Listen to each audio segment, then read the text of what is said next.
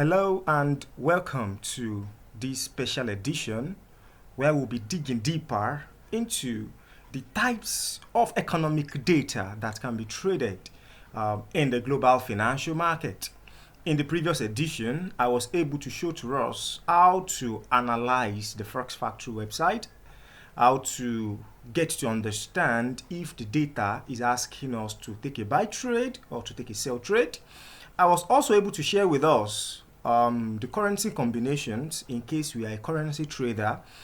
Do we have to go with the quotes or do we have to go with the base? Depending on the kind of data that has been released and we are planning to take a trade on. But in this edition, I will be showing to us the two types of data or the two types of economic events that are made available on either the Forex Factory, the Trading Economics, or any other news aggregator that we use in the financial market.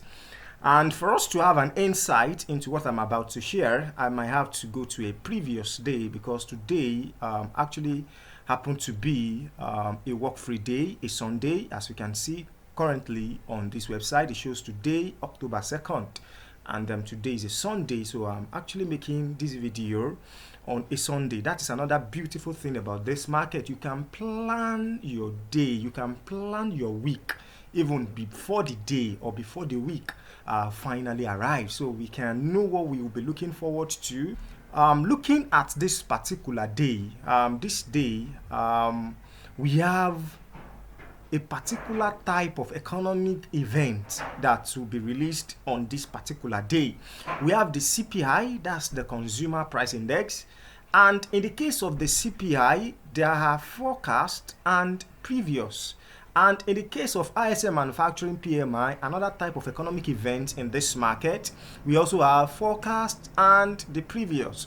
This type of events are called quantitative events. They are quantitative because they are data we can work with. Every single person who have access to this data can easily get to analyze the data, get to look at the quality of the data. Is the data very far away from what economists are expecting? Is the data depicting that the economy is doing fine, or is the data saying at this time the economy is not really doing very well?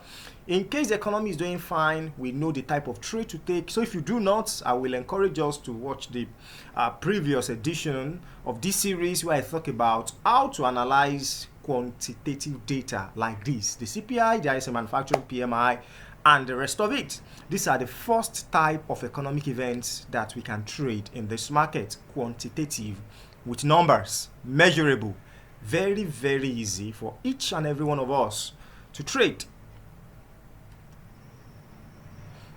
The second series are the qualitative events.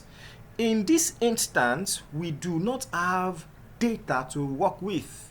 An example is the rate statement. Rate statement, like in this case, is a one the Reserve Bank of Australia will be making available to explain the reason behind their decision to either increase interest rate or reduce interest rate. So these ones do not give us a particular number we are going to compare and work with. We have to look at a series of statements, analyze those statements, get to understand what those statements is passing across to us.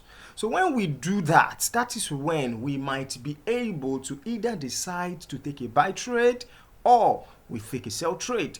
Another example is when members of the central banks are also speaking. Speeches cannot be stereotyped. You can't tell if a particular speech, maybe before it is delivered, is going to follow a particular order that, oh, this person, like in the case of a member of the Federal Open Market Committee that will be speaking on this day, that, okay, this is the way Mr. is going to arrange a speech. We will not know ahead of time. It is as at the time Mr. is delivering the speech, we'll listen to the speech, we get to understand what Mr. is trying to pass across. Is Mr. having a feeling that the economy is doing well?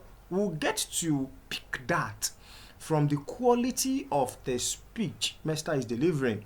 Or like in the case of the European Central Bank President, Christine Lagarde, also speaking on this particular day too, we will not also be able to put number or assign number to what the speech is going to look like. So in the cases where we have speeches, statements, and minutes, those ones are qualitative. We work with the quality of the information that is contained in those speeches, in those minutes, and in those statements.